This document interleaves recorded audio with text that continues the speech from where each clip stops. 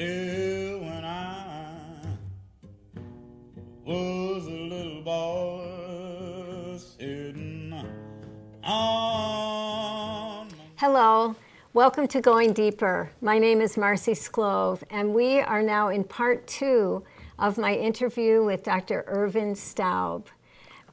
We spoke a lot in the first segment about his work mostly with children, and now we're moving into some of the work that you've done with the more evil genocide, the difficult group kind of bad stuff. So welcome back. Thank you for having me. Yeah. Having worked for a good number of years on what leads people to help others, Yes. or what stops them from helping others when others need help, and then having written a couple books on it, I had a sabbatical, and I began to think about what leads people to harm others. When you study helping, you study not helping, and you study how come people stand by when there is great need often. And it's one step from there to ask how come people harm others in an intense way, and what are the influences that lead to that. And I spent a very long time writing my first book on this, something like 8 years, because in addition to psychology, I studied in depth the history of each of the cases that I was looking at. The Holocaust, the genocide of the Armenians in Turkey, the auto-genocide in Cambodia, the disappearances in Argentina, which was not a genocide, but it was a mass killing. Probably about 30,000 people were killed, and very many more were tortured, and other bad things were done to them. So on the basis of this work and applying psychological principles and understanding to the history of these groups and what happened, I developed a kind of overall understanding of what leads to these things. One of them is really difficult conditions of life in a society. And that can be economic deterioration, not poverty, but things getting worse. It can be great social changes, even positive changes dislocate people and create a kind of chaos. And negative changes do it much more. Political chaos and confusion in a society, all these have a powerful impact on people. And as I think about it, they frustrate universal, basic human needs. They frustrate the need for a positive identity, a feeling good about oneself. They frustrate the need for security, for the feeling that my body is safe, my family's body is safe, that I can provide with them with food and shelter and the minimum requirements of life. A feeling of connection to people is disrupted because everybody is so impacted. People look out for themselves and they get disconnected from each other. A feeling of effectiveness, the ability to do things and provide for oneself and for one's family. So all of these things are frustrated, and usually people have no idea and no vision how to improve these things. So one of the things happens is that they begin to scapegoat. Somebody is at fault, and it is not my group, and it's not us. And usually, the group that is identified as being at fault for this is the group that has historically been devalued in that society. In many societies, there are divisions between us and them. Even societies that are homogeneous, ethnically or religious, racial homogeneity, there are wealthier people and poorer people. So there is usually this division of some kind. Yeah. But in many societies there are minorities, and they historically are often seen in a negative light. And there are different ways to see people in a negative light. You can see them as, lazy and good for nothings, or you can see them as a threat to yourself and dangerous. You can see them as, exploiters in some way. So this historical devaluation now is intensified, leads to scapegoating. And there is one other psychological group process, and that is that over time the group creates an ideology that is destructive, in the sense that it has a positive element, perhaps, but some people are identified as standing in the way of fulfilling this ideology. So, for example, in Cambodia, the Khmer Rouge had a vision of total social equality. Everybody should be completely equal in this society. But then they identified the former elite, also intellectuals.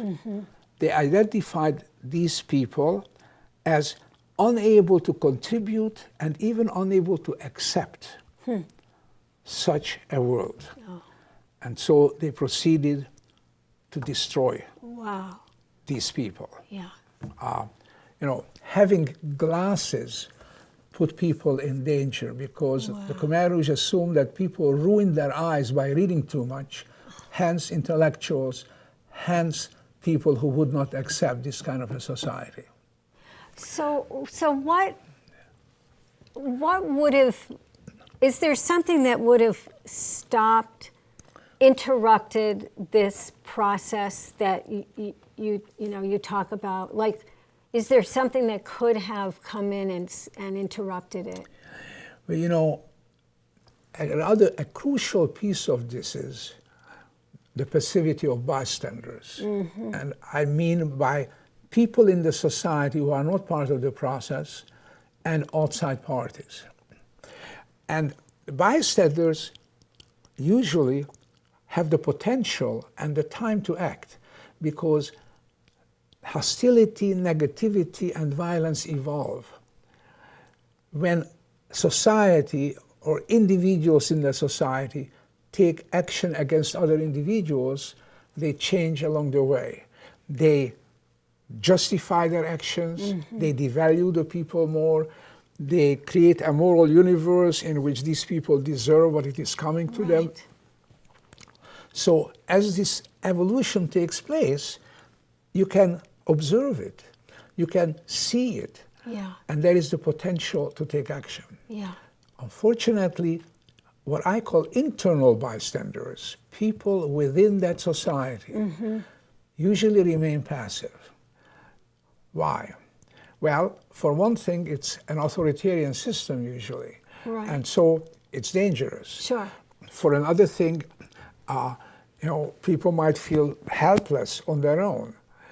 Also, they themselves are affected by these conditions. They also have learned to see that group in a negative light. They are also affected by life conditions. And so they remain passive, and a very small number of people begin to act when the genocide actually begins. One of the challenges is to move this forward. External bystanders, as I call them, outside parties, also usually remain passive.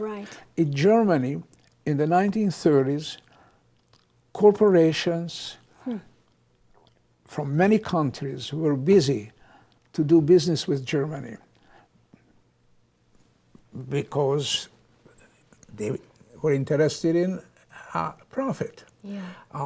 So in spite of the fact that the Nazis killed first non-Jewish internal enemies and then started a really intense persecution of Jews, outside parties in various ways supported the system Sure. by doing business with them. By doing business with them and not doing anything to counter it. You know, and symbolically, Yeah. there was an Olympics in 1936 in Germany. Oh my God. And there was a 4x100, I believe, U.S. male running team who had a world record.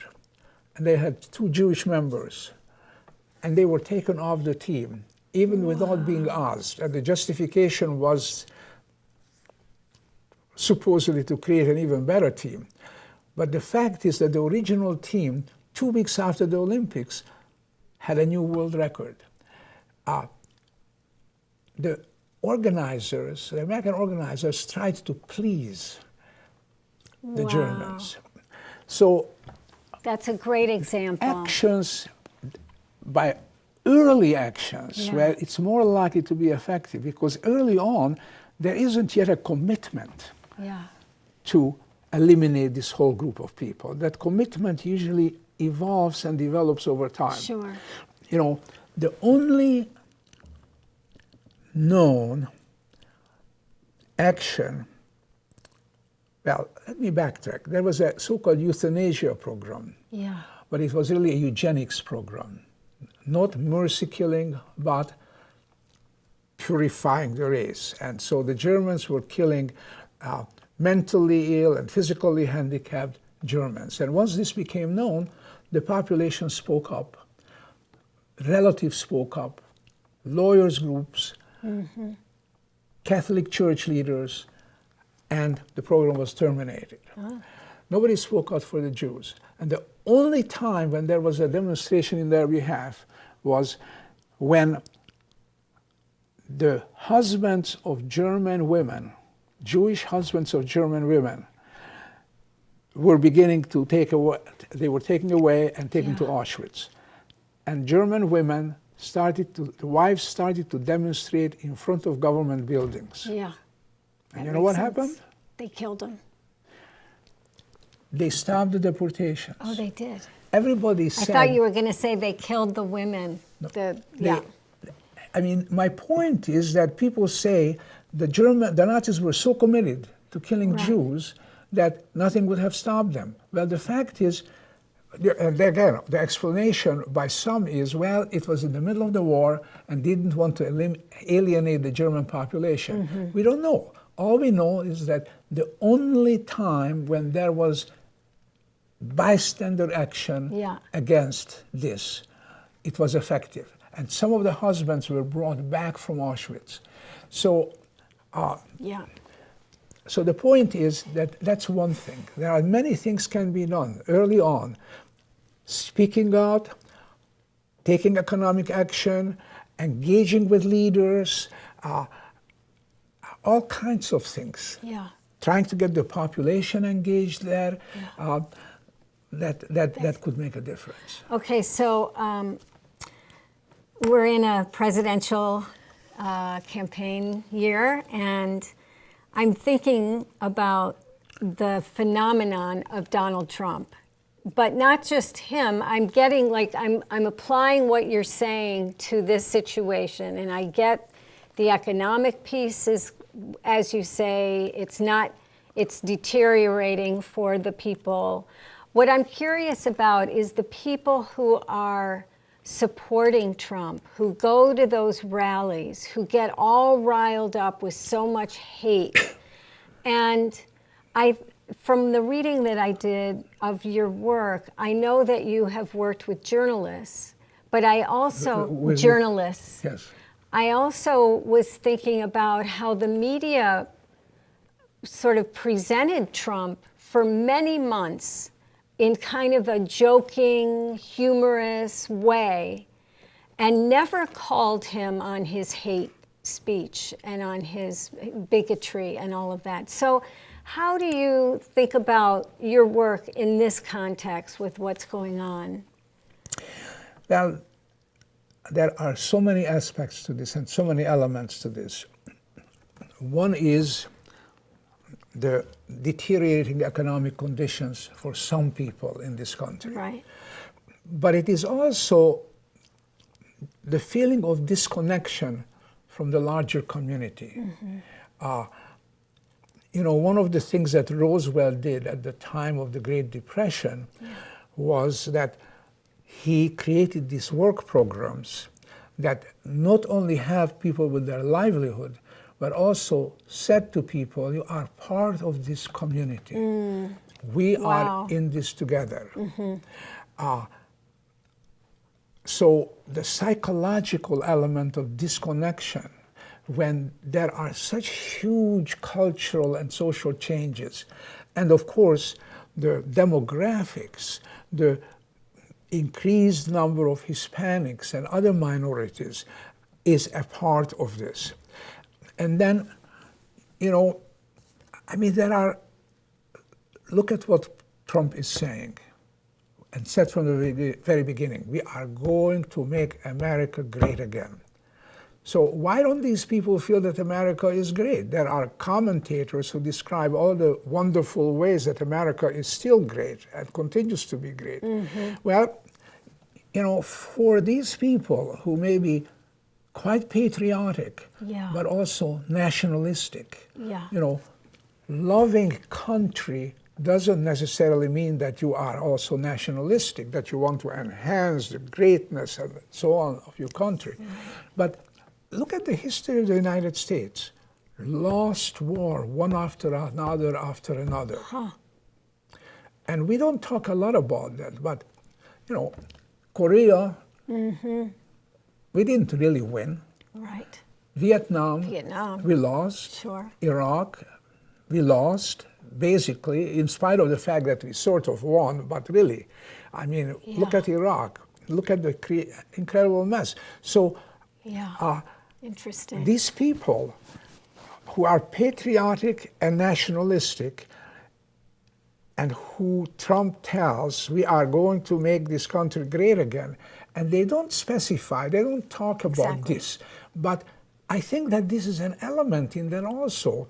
So all these things, a white Anglo-Saxon, or at least white and Christian America, and there are all these people who, the people we are talking about don't really see as white. I mean, a lot of Hispanics are white, but that's not necessarily how they see them.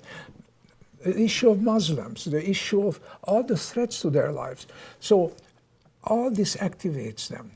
And I think the challenge really is to recreate a sense of community. Now, people do need better jobs. There would be one thing that some people have been talking about for quite a long time. We have this terrible infrastructure. I mean, really, roads, bridges, railroads, everything. And money still is as cheap as it has ever been. So that could bring people into work that pays them better. That would be one very valuable thing. But the other thing is, you know, look at who is giving people a sense of vision, a constructive vision. No one. No one. I mean, I am going to vote for Hillary, but is Hillary giving people that sense of vision, that sense of, you know, Bernie Sanders was giving a vision, but it was an unrealistic vision and a limited vision. So we need some kind of a vision that people can hold on to, because we human beings are powerfully influenced by ideas and their emotional components. And so we need something like that. So that people have a way to define greatness in constructive and positive ways. And inclusive ways. Inclusive ways, inclusive ways. You know, values of cooperation. You know, how can we promote values of cooperation when there is this huge inequality? and when Congress is doing what it is doing or not doing anything. Right. So having a sense that, yes, the different segments of this society cooperate with each other, and that I can participate in a constructive way in a cooperative effort as part of some kind of a vision, could make a really important difference. Yeah. I'm aware that the time, we have less than 10 minutes, but I did want to touch on your work in Rwanda. And just as you were telling your story here, I was imagining you going to Rwanda and meeting people who had survived the genocide there, and meeting them as a person who also survived a genocide, and how moving that must have been for both sides. Yeah. Can you talk just briefly about the Rwanda work? Yeah. Well, you know, in 1997, I organized the only conference that I ever organized that took place in Sweden on the prevention of genocide. And I invited the man who invited me to Rwanda in 1995, right after the genocide, when they had a conference on how to move on with life after the genocide. I couldn't go because I was in India with the Dalai Lama. Oh, wow. But no, I invited him. And my students and I prepared materials about a number of places of violence. And, you know, we met in small groups a lot and talked about, among other things, you know, what would we do in response to these conditions and violence. And then in the last little group meeting, everybody made a commitment to, was asked to make a commitment to do something to prevent violence after the genocide. Wow. And